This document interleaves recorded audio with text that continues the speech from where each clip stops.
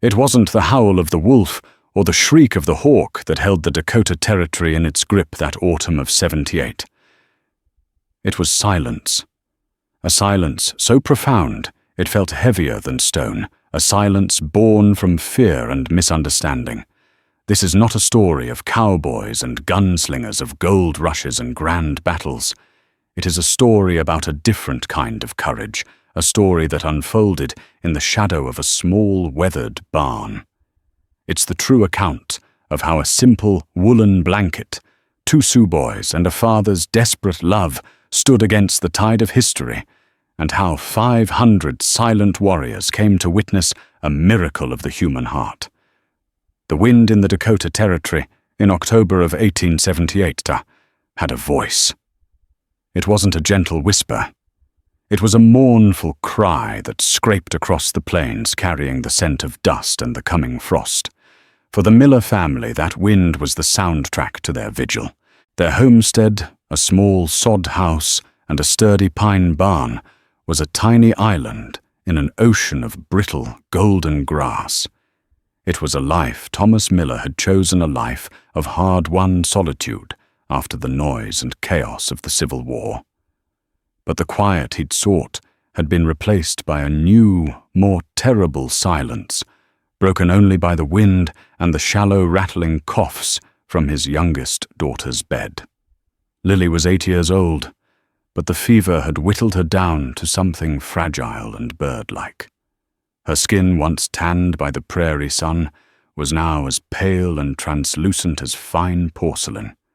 Her breath was a constant labored struggle, a sound that sawed at the nerves of her mother, Serena, and carved deep lines of worry into her father's face. Dr. Adams from Fort Peck, a 2-day ride away, had come and gone, leaving behind a bottle of dark, useless laudanum and a heavy look of pity. Consumption. He'd said the word falling like a shovelful of dirt onto a coffin. Keep her warm. Keep her comfortable. Thomas, a man whose hands were more comfortable with an axe handle than a gentle touch, did his best. He was a broad-shouldered man, his face a roadmap of hard sun and harder times. He felt the helplessness like a physical weight, a pressure in his chest that never eased.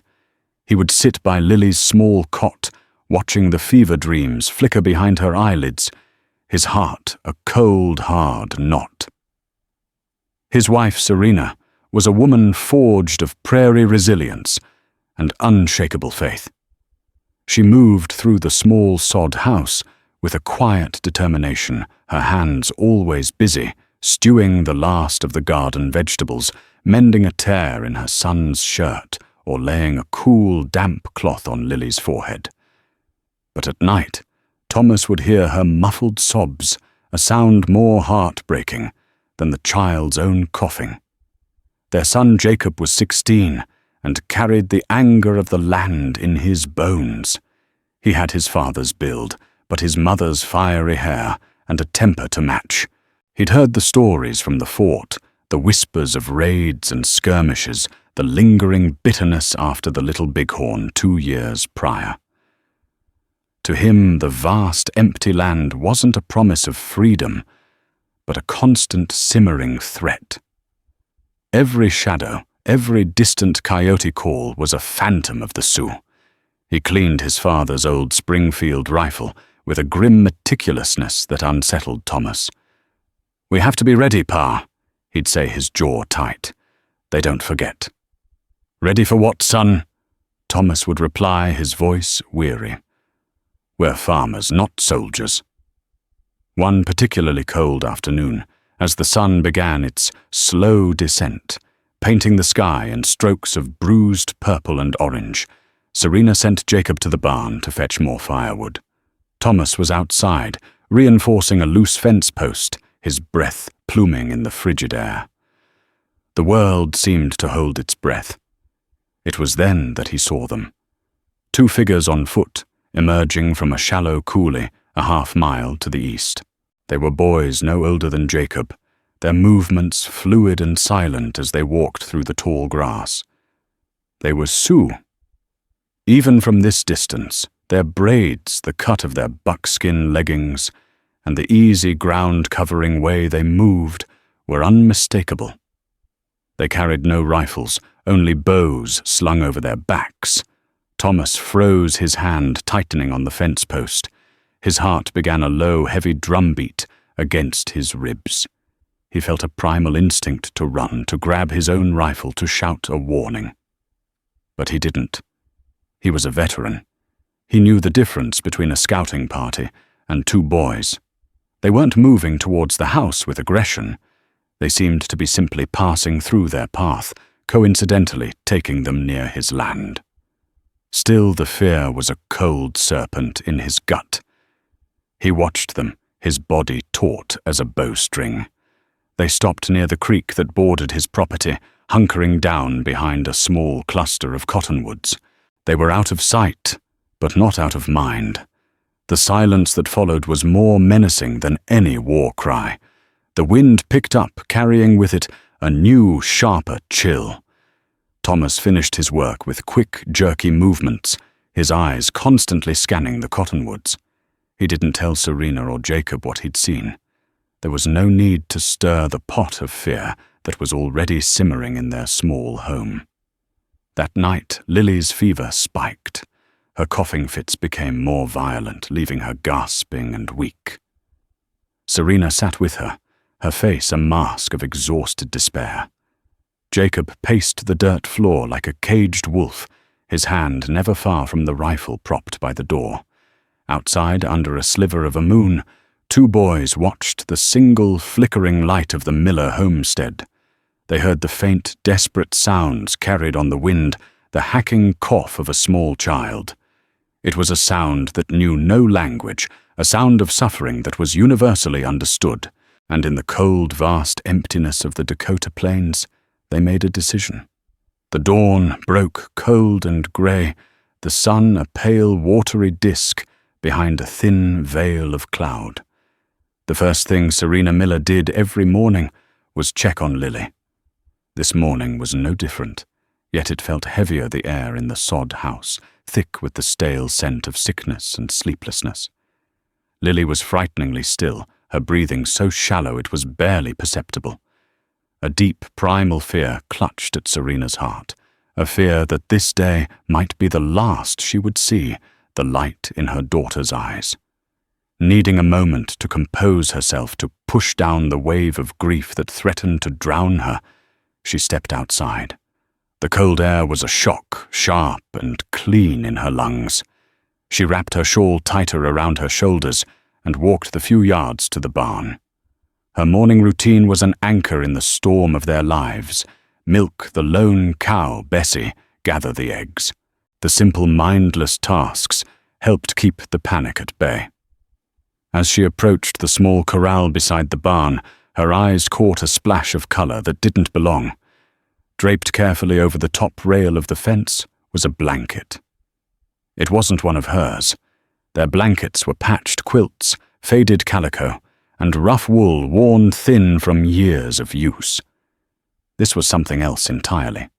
It was a trading blanket, thick and heavy, woven with deep, rich colors, indigo blue, sunset red, and a vibrant yellow. The pattern was geometric and intricate, a design she'd never seen before. But what truly set it apart was the beadwork. Along one edge, a strip of tanned hide had been sewn, decorated with exquisite microscopic beads, forming symbols of dragonflies and stars. It was a work of art, an object of immense value and craftsmanship. It was without a doubt Sioux. Serena stopped dead in her tracks, her heart leaping into her throat. Her first thought was of the two boys Thomas hadn't told her about. They had been here. The thought sent a tremor of fear through her. They had come this close to her home, to her children while they slept. She scanned the horizon, the rolling hills, the creek bed. The land was empty, silent. Her fear, however, was quickly replaced by a profound sense of confusion. This wasn't an act of aggression. It wasn't a threat. Thieves don't leave gifts. Warriors don't leave tokens of beauty. She reached out a trembling hand and touched the wool. It was soft and surprisingly warm, holding a residual heat that wasn't from the sun. She looked from the blanket back towards the sod house, and suddenly she understood. The coughing. They must have heard Lily's coughing on the wind last night. They had heard the suffering of a child and had left this. It wasn't a threat. It was an offering. An act of pure, unprompted kindness from a people her son called savages. Carefully, reverently, she lifted the blanket from the fence rail. It was heavier than she expected, solid and comforting. She clutched it to her chest and hurried back inside, her mind racing. Thomas and Jacob were awake, sipping coffee by the small hearth. "Serena, what is it? You look like you've seen a ghost," Thomas said, rising to his feet. Wordlessly she unfolded the blanket, letting the rich colors spill into the dim light of the cabin. Jacob's eyes widened and then narrowed in suspicion. "Where did you get that?" he demanded, his voice sharp. "It was on the corral fence," Serena said, her own voice soft with awe. "They left it for us. Jacob spat the word. "The Sioux paw, I told you. They're scouting us out. This is some kind of trick. A marker." "A marker for what, Jacob?" Thomas asked, stepping forward to examine the blanket. He ran his calloused thumb over the intricate beadwork. He had seen work like this before, in the possession of officers who traded for it, paying handsome sums. This was no mere trinket. This is a valuable thing, a fine blanket. "It's a trick," Jacob insisted, his face flushed with anger and fear. "They're marking us for a raid, or maybe it's poisoned, maybe it's cursed." "Jacob, that's enough." Serena's voice, though quiet, cut through his tirade with the sharpness of a blade. "Do you think a curse is what we need to fear? Look at your sister. The worst has already found its way into our home. This is not a curse. This is a gift." She turned and walked to Lily's cot. The little girl was shivering, even under two of their own worn quilts. Her skin was clammy, her lips tinged with blue. With gentle hands, Serena removed the old quilts and draped the magnificent Sioux blanket over her daughter's frail body.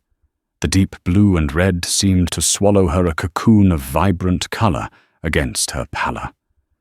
As if by magic, the shivering began to subside. A sigh, barely audible, escaped Lily's lips. Her small body seemed to sink into the warmth, to surrender to the comfort it offered. A flicker of something, perhaps just a trick of the light, or a mother's desperate hope, seemed to pass over the child's face. A moment of peace. Thomas watched, his heart caught between his son's pragmatic fear and his wife's unwavering faith. He looked at the blanket, then at his daughter. He didn't know what to believe. Was it a trick, a prelude to violence, or was it what it appeared to be, an act of profound compassion from two unknown boys who saw suffering and offered the most valuable thing they owned? The debate was rendered moot by what happened next. As Jacob opened his mouth to protest again, a sound from outside silenced him.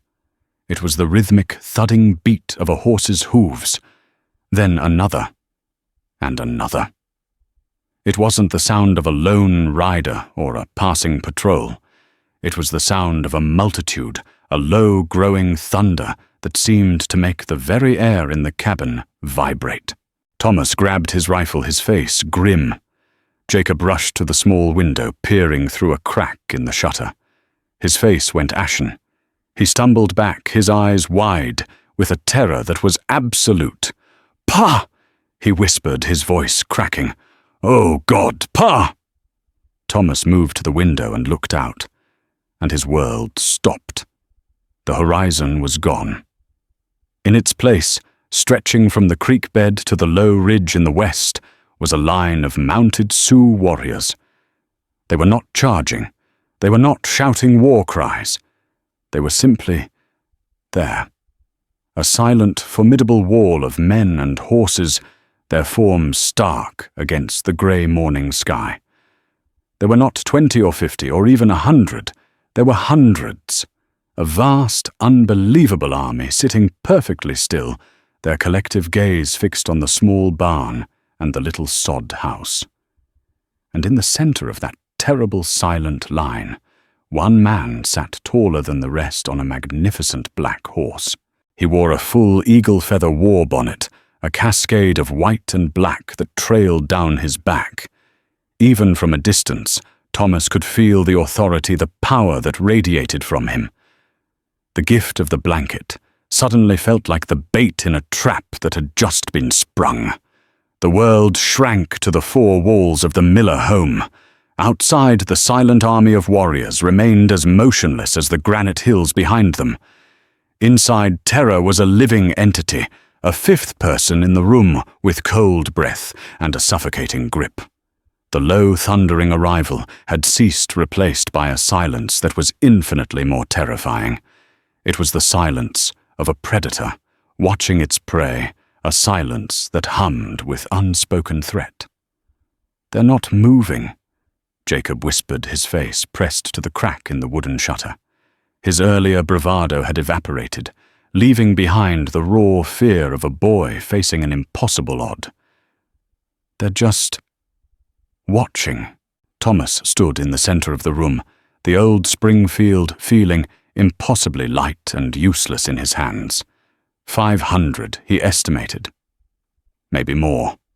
500 warriors against one man, a boy and a sick woman. The math was simple and brutal. It was annihilation. He could get off one shot, maybe two, before they descended upon the house like a storm. "Thomas, what do we do?" Serena's voice was a strained whisper. She had moved away from Lily's cot, and now stood beside him, her hand gripping his arm. Her knuckles were white, but her eyes were clear. "We wait." Thomas said the word, tasting like ash in his mouth. "We do nothing. Firing a shot would be suicide." "They're going to kill us anyway," Jacob burst out, turning from the window. "This is what they do. They surround you. They wait, and then they burn you out." The blanket was a signal. "Be quiet, Jacob," Serena said, her voice firm, despite the tremor in her hands. "You're scaring your sister." They all glanced towards the cot. Lily was stirring her small form, nestled deep within the colors of the Sioux blanket. The warmth seemed to have drawn her up from the depths of the fever. Her eyes fluttered open, not with the glazed, unfocused look of the past few days, but with a startling clarity. She didn't seem to notice the suffocating tension in the room. Her gaze was fixed on the intricate patterns of the blanket that covered her. "Dragonflies," she whispered, her voice a dry rasp. She traced one of the beaded symbols with a weak finger. "They fly in two worlds." Thomas and Serena exchanged a bewildered look. It was the most she had said in days. "What are you talking about, sweet pea?" Thomas asked, moving to her side. "The blanket told me," she said simply, her eyes growing heavy again. "They carry stories from the sky to the water." She coughed a dry, rattling sound, and then her eyes slipped closed once more, her breathing evening out into a peaceful sleep. The cryptic words hung in the air, a strange, surreal moment in the midst of their terror. Outside, the sun climbed higher, casting long, stark shadows from the mounted warriors. The silence stretched hour after agonizing hour. The Millers didn't eat. They barely spoke. They were prisoners in their own home, trapped by a silent, watching jury. Thomas's mind raced, turning over every possibility. Why this display of force? If they wanted to attack, they would have done so at dawn. A force this large didn't need the element of surprise against a single family. This wasn't a raid. It was something else. A demonstration. A message. He thought of the blanket. Jacob was convinced it was a trick. Serena believed it was a gift. What if it was neither? What if it was a test? Or what if its importance was something they couldn't possibly comprehend? The beadwork, the quality. It wasn't just a blanket, it was a statement, an object of immense cultural and personal value, and 2 of their boys had given it away. Perhaps this army wasn't here to attack the Millers. Perhaps they were here for the boys, or for the blanket itself. Around noon, the tension inside the house snapped. "I can't just sit here," Jacob said, his voice raw. He grabbed a spare ammunition pouch. "I'm going to the barn. It's a better position, higher ground in the hayloft. I can pick off a few of them before they get to the house." "You'll do no such thing." Thomas grabbed his son's arm, his grip like iron. "You will stay here. You will not fire unless I give the order. Do you understand me, Jacob? That is an order. An order to do what a pa die, cowering in a mud hut." Jacob tried to wrench his arm free. "You fought in a war. Why won't you fight now?" "Because I fought in a war." Thomas roared, his voice exploding in the small space. It was the first time he had raised his voice in wars, and the force of it stunned Jacob into silence. "And I know what a pointless death looks like. I know the smell of blood on the dirt. I will not have my son's blood be the first to spill here today because of foolish pride. There is no victory to be won out there. Only death." He released Jacob's arm, his own hand shaking. He looked at his son's angry, terrified face, and his voice softened. "There is courage in fighting, son. But sometimes there is more courage in understanding. We don't understand what is happening here, and until we do, we hold." Defeated, Jacob slumped onto a stool, the fight draining out of him, replaced by a sullen despair. The hours crawled by. The light began to fade, the shadows growing long again. The warriors had not moved a muscle. They were statues of vengeance, patient and eternal. The psychological toll was immense. Every creak of the house, every gust of wind sounded like the beginning of the attack. As dusk began to settle, a single rider detached himself from the main line. It was the chief, his war bonnet, a stark silhouette against the fading light. He rode his black horse, not towards the house, but towards the barn, stopping about 100 yards away. He dismounted, and in a gesture that sent a shock wave of disbelief through Thomas, he laid his lance and his rifle on the ground. He stood there unarmed, his hands empty at his sides, and simply waited. It was a clear, unmistakable invitation. A parley. "He wants to talk." Serena breathed, her hand flying to her mouth. "It's a trap," Jacob hissed. "They'll shoot you down the second you step outside." Thomas looked from the lone, unarmed chief to the rifle in his own hands. He thought of his daughter, sleeping peacefully under the blanket, whispering about dragonflies. He thought of his son, consumed by a hatred born of fear. He thought of his wife, her faith a flickering candle in the encroaching darkness. He knew what he had to do. The waiting was over. The silence had to be broken, not with a gunshot, but with a voice. He laid his Springfield rifle on the table. "Stay here," he said to Serena and Jacob, his voice calm and resolute. "Bar the door behind me. Do not open it, and do not fire unless they attack the house." He turned to Lily's cot and gently, so as not to wake her, began to lift the Sioux blanket from her small body. "What are you doing?" Serena asked, her eyes wide with alarm. "I think this is what they came for," Thomas said, folding the beautiful heavy blanket over his arm. "And it's the only thing I have to bargain with." He took a deep breath, walked to the door, and stepped out into the dying light alone and unarmed to face an army. The moment Thomas Miller stepped out of the sod house, the world seemed to contract and sharpen.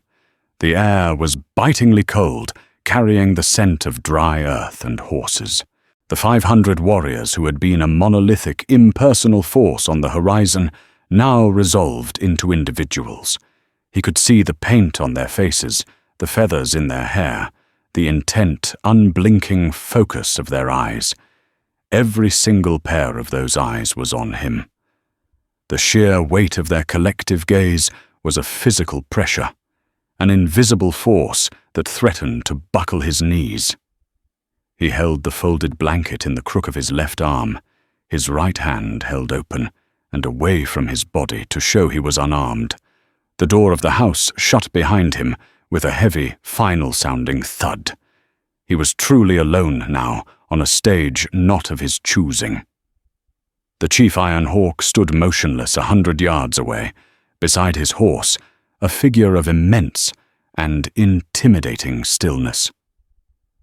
Thomas knew that this walk, this short 100-yard journey across the trampled grass of his own yard, would be the longest and most important walk of his life.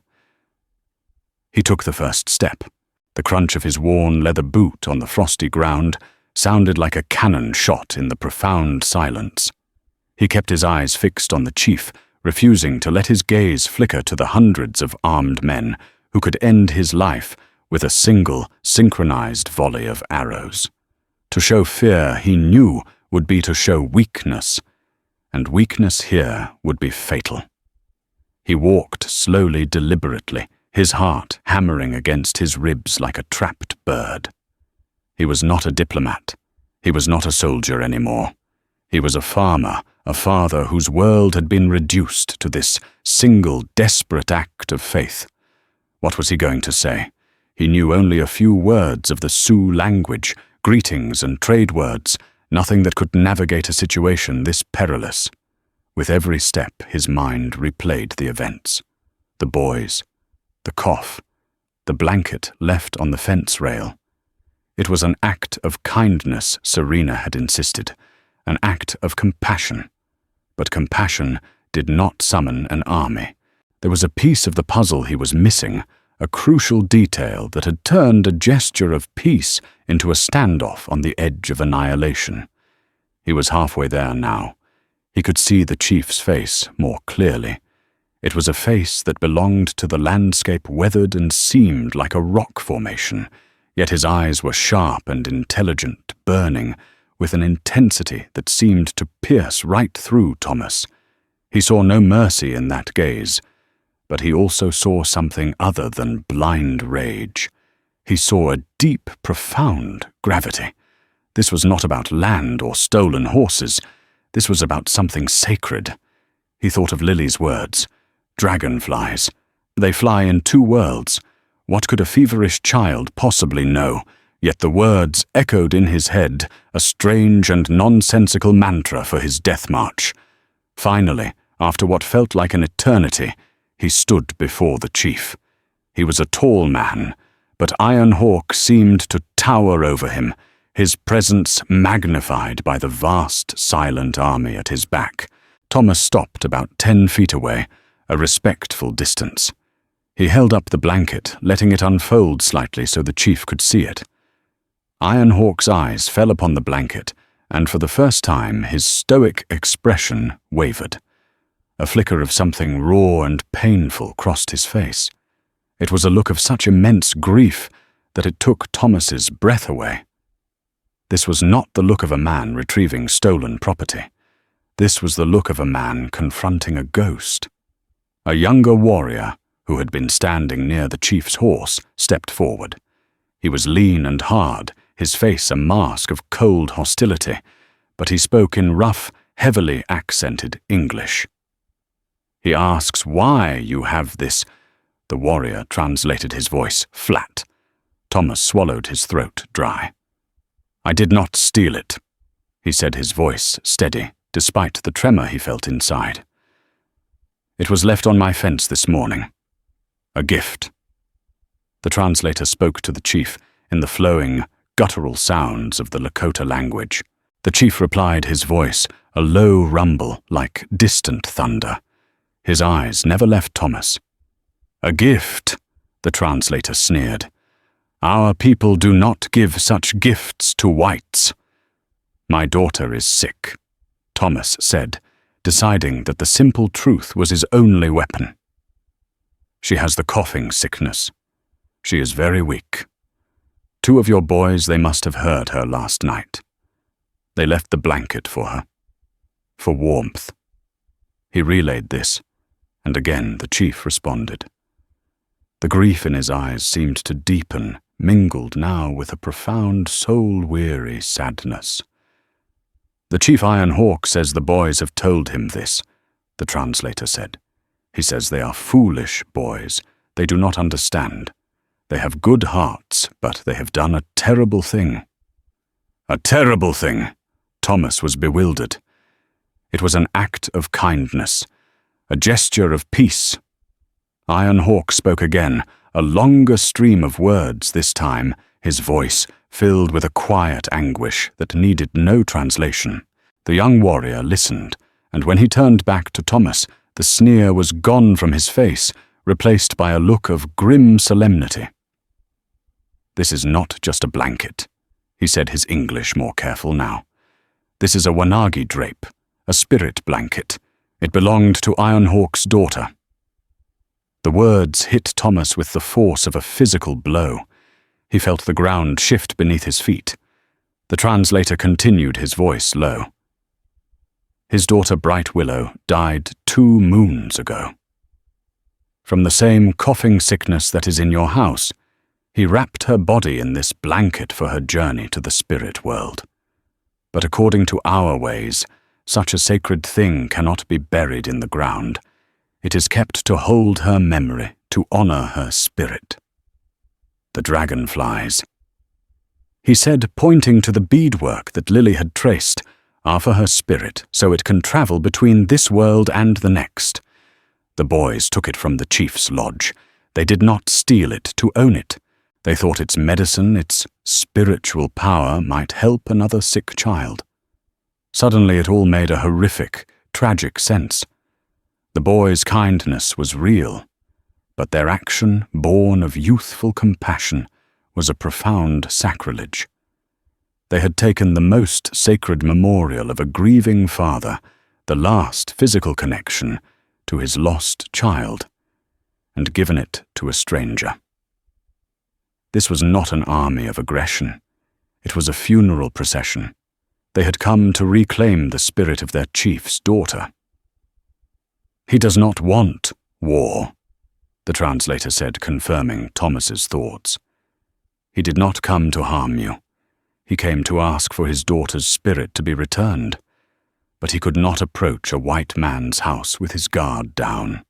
He does not trust your people." Thomas looked down at the beautiful, heavy blanket in his arms. It was no longer just a piece of woven wool. It was a story, a memory, a father's love, a child's spirit. He had wrapped his own dying daughter in another man's grief. He felt a wave of shame and sorrow so profound it nearly brought him to his knees. He looked up as meeting Chief Iron Hawk's gaze directly. He had no words, no language that could convey the depth of his regret and empathy. So he did the only thing he could. He took a step forward, his arms outstretched, and offered the blanket back to its rightful owner. As Thomas Miller held out the blanket, a silent understanding passed between him and Chief Iron Hawk. It was a communication that transcended language, a shared recognition of fatherhood and loss. The space between them, which moments before had been a chasm of cultural and racial animosity, now felt sacred and still. Iron Hawk stepped forward. His movements were deliberate, imbued with a deep sense of ceremony. He did not snatch the blanket away. He reached out and took it with a reverence that was heartbreaking to witness, his weathered fingers strong enough to draw a bow or wield a lance, traced the beaded dragonflies with an aching gentleness. For a fleeting moment, the stoic chief's composure cracked, and the raw grief of a father who had lost his child was laid bare for Thomas to see. He folded the blanket carefully, cradling it in his arms, as if it were the most precious thing in the world, which Thomas now understood it was. Iron Hawk looked at Thomas, and then his gaze shifted past him, towards the small sod house, where a light glowed weakly in the window. He spoke a single quiet question to his translator. "He asks of your daughter," the translator said, his voice now stripped of all hostility. "He asks if the blanket gave her comfort." "Yes," Thomas said, his own voice thick with emotion. "It did." It stopped her shivering. She slept peacefully for the first time in days. She spoke of the dragonflies. This information seemed to move the chief deeply. He nodded slowly, a long, mournful exhalation of breath clouding in the cold air. He issued a quiet command. The young translator turned and walked back to the line of warriors returning a moment later with a small beaded leather pouch. He handed it to the chief. Iron Hawk took the pouch and stepped forward again, holding it out to Thomas. "He says his daughter's spirit was generous," the translator explained. "She shared her warmth with your child. Now he offers this. It is medicine from our holy man for the coughing sickness." Thomas looked at the pouch, stunned into silence. He had come out here expecting to negotiate for his life, and now he was being offered a gift of healing from the very man he thought was his enemy. He reached out a trembling hand and accepted the pouch. The leather was soft and worn, and it smelled of sage and earth. At that exact moment, a sound cut through the stillness. The door to the sod house creaked open. Serena, unable to bear the suspense any longer, had emerged. She stood on the threshold, a silhouette against the warm light from within her face, etched with fear and hope. The warriors tensed. A low murmur rippled through the line of horsemen. Iron Hawk's head snapped up his hand, instinctively going to the knife at his belt. "It's all right," Thomas called out, holding up a hand to the chief and then to his wife. "Serena, stay there. It's all right." But it wasn't Serena that had captured Iron Hawk's attention. It was the figure behind her. Lily, awake and on her feet, had followed her mother to the doorway. She was wrapped in one of their old faded quilts, her small frame looking impossibly frail. She wasn't coughing. She simply stood there, her wide, fever-bright eyes, taking in the incredible scene before her. Her father, the great chief, and the silent army arrayed against the twilight sky. Iron Hawk froze his gaze, locked on the small child. He saw not the daughter of a white settler, but a reflection of his own profound loss. He saw a small girl with pale skin and flushed cheeks, struggling for breath just as his bright willow had. He saw the universal fragility of childhood, the shared terror of any parent watching their offspring suffer. The warrior mask fell away completely. The chief, the leader of 500 men, was gone. In his place stood only a grieving father. He looked at Lily, then down at the blanket in his arms, and then back at Lily. A deep, guttural sound of sorrow escaped his lips. He turned and walked back to his horse. The confrontation was over. With a fluid grace, he swung himself into the saddle. He raised his hand, not in a threat, but in a gesture of command to his men. Then he turned his horse, and without a backward glance began to ride away. His warriors followed. There was no triumphant cry, no sound of galloping hooves. They simply turned one by one and melted back into the landscape from which they had come. It was not a retreat. It was a departure.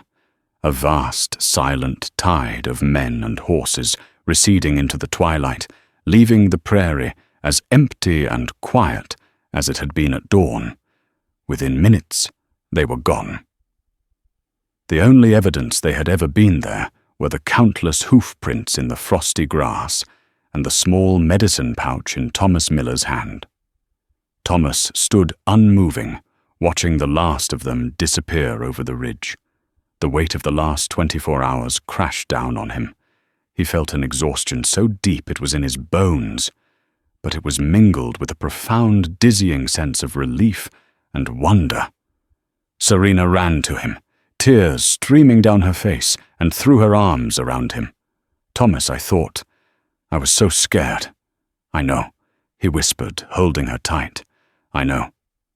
Jacob came out next, his rifle held loosely in his hand. His face was a mixture of confusion, shame, and awe. He looked at his father at the empty prairie, and finally at the small leather pouch in his father's hand. He had been ready for a battle for bloodshed and violence. He had been completely unprepared for what he had just witnessed, a resolution born not of force, but of shared humanity and a father's grief. Thomas looked down at his daughter. Lily was still standing in the doorway, her eyes wide. She was looking at the spot where the great chief had been. "The dragonfly man was sad," she said, her voice small but clear. Thomas knelt in front of her. "Yes, he was, Sweet Pea," he said, his voice catching. "He was very sad." He opened the pouch.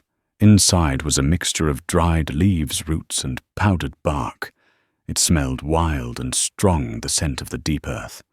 It was the medicine of a people he did not understand, a gift from a man who had every reason to hate him. It was a chance. He looked at Serena, at Jacob, at his frail daughter, and at the vast, silent land all around them. The world felt bigger than it had yesterday, more complex, filled with a deeper sorrow, but also a greater capacity for grace than he had ever imagined possible. In the days that followed, the silence returned to the Miller homestead, but it was a different kind of silence. The oppressive, humming silence of the siege was gone, replaced by a quiet filled with reflection and a fragile, tentative hope. The hoof prints in the grass were a daily reminder of the impossible event, a story etched into the land itself. Thomas administered the medicine from the pouch as he imagined he was meant to, boiling the herbs into a dark, bitter tea. He held the cup for Lily, encouraging her to drink the strange, earthy brew. There was no immediate, miraculous cure. The fever still clung to her, and the coughing fits still came, but they seemed less violent, less draining. More importantly, something had shifted in the child's spirit. The listless apathy was gone, replaced by a quiet awareness. She would lie under her old quilt, her eyes following her mother's movements around the room, a spark of her old self, rekindled in their depths. The incident had redrawn the map of their family. The lines of fear and conviction had blurred. Serena's faith had been rewarded in a way no Sunday sermon could have ever predicted. She saw the hand of God not in a thunderous miracle, but in the quiet compassion of two Sioux boys and the shared grief of two fathers.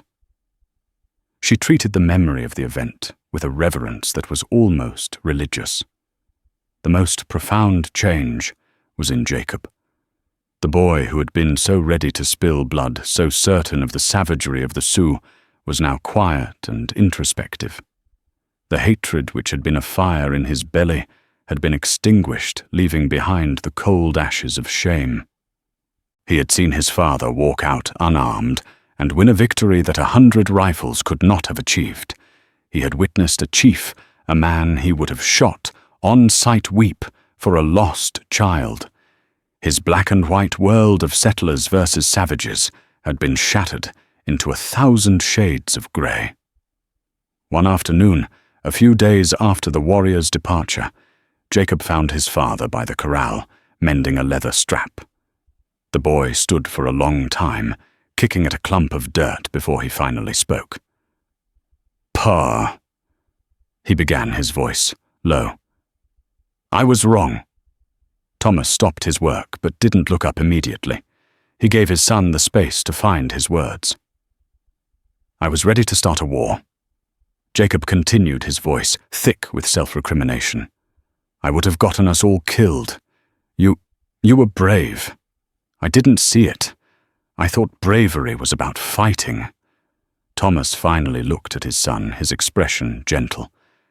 "Fighting is the easy part, Jacob. It's clean. There's a winner and a loser. Knowing when not to fight. That's harder. Understanding why the other man is standing where he is. That's the hardest thing of all. That chief, he wasn't my enemy. He was just a man who loved his daughter. Same as me." He put down the leather strap. "I don't want you to grow up hating son. This land is big enough for all of us, but our hearts have to be big enough too. What you saw that day, don't ever forget it." Jacob nodded, unable to speak. He understood.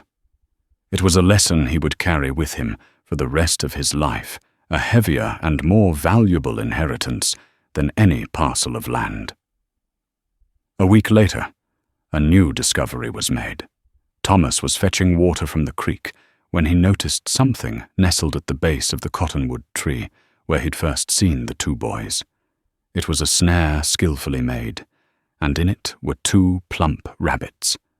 Beside it was a small pile of wild onions and what looked like medicinal roots, different from the ones in the pouch. He knew instantly who had left them. The two boys. The ones whose impulsive act of kindness had started everything. They were still out there, watching from a distance. It wasn't an apology. Their culture likely had no direct equivalent for the complex situation they had created. It was an act of continued care. They knew the family had a sick child and a long winter ahead. It was a quiet, anonymous offering, a thread of connection that remained. From that day on, it became a pattern. Every few days a small offering would appear by the creek, a brace of prairie chickens, a fish left on a cool stone in the water, more herbs. They never saw the boys, but the proof of their presence was undeniable. Thomas in turn would leave something in exchange: a small sack of flour, a few metal needles from Serena's sewing kit, a block of salt for their horses.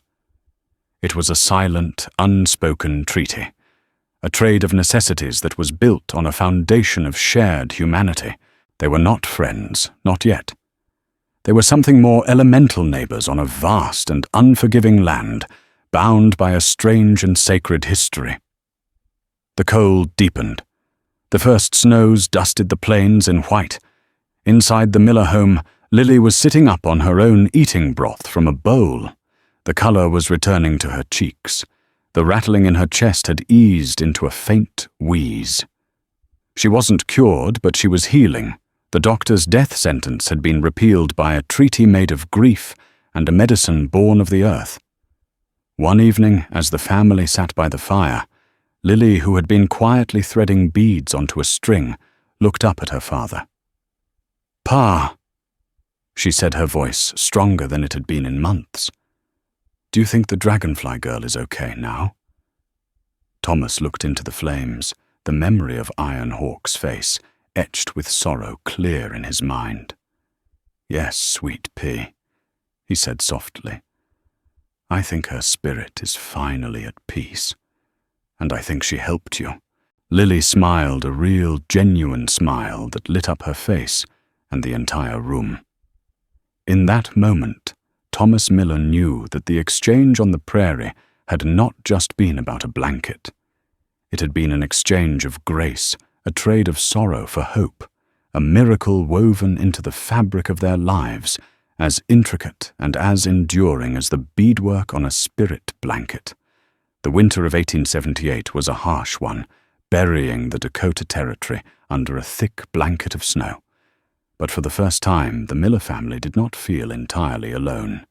The silent gifts at the creek continued until the deepest snows made travel impossible. The small pile of offerings became their secret link to the world outside their own, a constant reminder that they were part of a story larger than themselves. Lily's recovery was slow but steady. The Sioux medicine, combined with Serena's tireless care, seemed to have turned the tide against the consumption. By the time the spring thaw arrived, melting the snow and breathing life back into the prairie, Lily was able to walk outside her hand in her father's and breathe the fresh, clean air without collapsing into a fit of coughs. She was still frail, a delicate flower in a harsh land, but she was alive. She had survived. The story of that autumn day became the central pillar of the Miller family's history. It was never spoken of outside the family. To their neighbors at Fort Peck, they were simply the lucky ones whose child had inexplicably recovered. But within the walls of their home, the memory was kept alive. It was a lesson, a warning, and a source of profound wonder. It had changed them all, grounding them to that patch of earth in a way that a deed or a title never could. They were no longer just living on the land. They were a part of it, connected by a shared history to the people who had been there long before. They never saw Chief Iron Hawk again. His name was never mentioned in the fort, and no word of a massive gathering of warriors that day ever reached the ears of the army. It was a private grief, a private ceremony of reclamation that the white world was never meant to know about. They did, however, see the two boys one last time. It was late the following summer. Thomas and Jacob were haying the small field near the creek. Two riders appeared on the far ridge, sitting on their ponies and watching. They were no longer boys. They were young men now, their shoulders broader, their faces leaner. Thomas recognized them instantly. He raised a hand, not in a wave, but in a simple, open-palmed gesture of acknowledgement. For a long moment, the two young Sioux warriors just watched. Then one of them, the taller of the two, slowly raised his own hand in reply. It was not a greeting of friendship. It was a gesture of mutual respect, an acknowledgement of the invisible treaty that existed between them.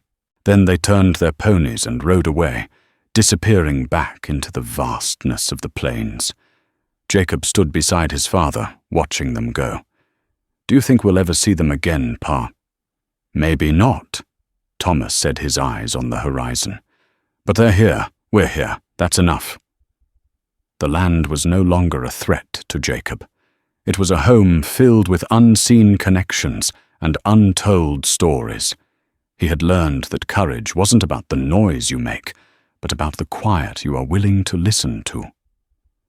The story of the blanket lived on not in history books or official records, but in the oral tradition of two peoples. For the Miller family, it was the story of Lily's blanket, a tale of a father's desperate walk and a miraculous recovery.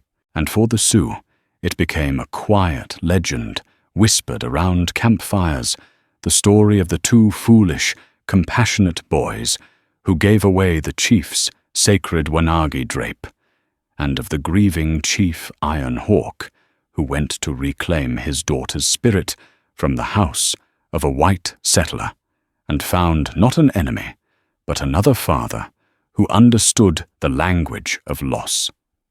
It was a story of a day when a war did not happen, a story of a bridge built across a chasm of fear, a testament to the fact that even in the harshest of lands and the most violent of times, the heart of a father is the same, no matter the color of his skin. The echoes of that silent standoff would ripple across the plains for generations, a quiet but powerful story of peace.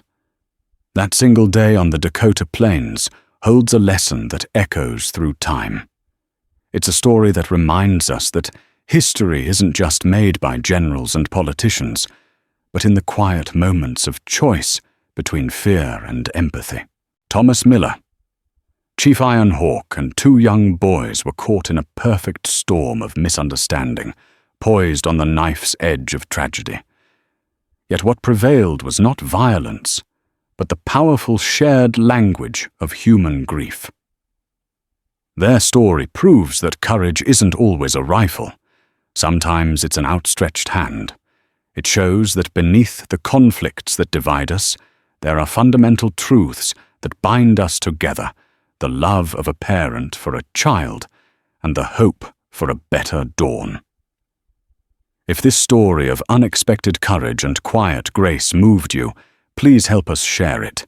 Hit that like button, share this video with someone who appreciates the deeper stories of our past, and be sure to subscribe for more true tales that reveal the extraordinary heart of ordinary people.